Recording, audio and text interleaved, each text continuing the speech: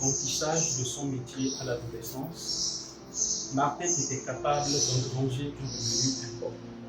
Cependant, il refusait de faire payer les pauvres et quand il acceptait l'argent des autres, il en destinait une grande partie aux pauvres de l'Iman.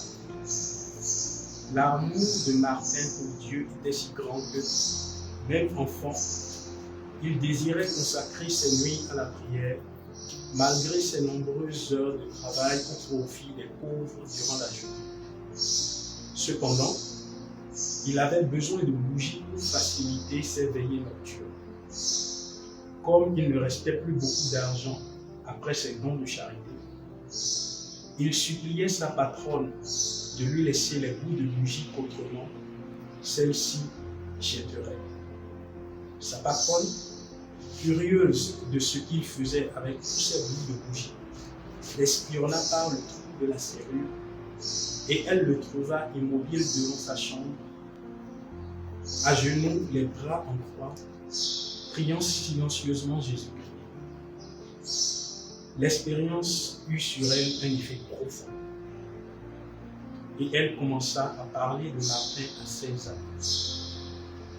Certains sont même venus l'espionner eux-mêmes. Martin ne semblait cependant pas au courant de leurs indiscrétions. Saint Martin a toujours gardé son esprit et son cœur élevé vers le Créateur de toutes choses. Sa prière provenait du fond de son âme. Elle ne venait pas seulement de ses lèvres. Elle s'est tournée vers Dieu pour l'adorer, pour le remercier et lui demander de l'aide. Saint Martin priait avec humilité et persévérance. Et Dieu était heureux d'exaucer ses prières de manière miraculeuse. Il prie pour nous devant le trône de Dieu dans les cieux.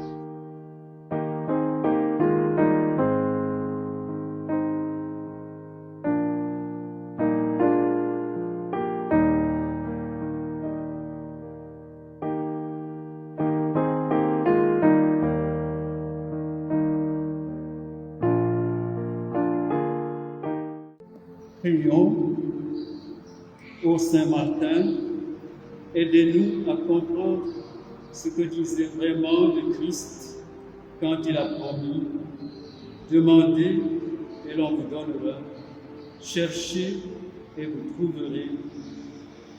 Rendez-nous fidèles à assister à la Sainte Messe et aux autres dévotions tenues à l'Église. Rappelez-nous de dire nos prières quotidiennes pour obtenir la bénédiction de Dieu. Demandez à la Reine du Très Saint Rosaire d'en partager les trésors. Amen.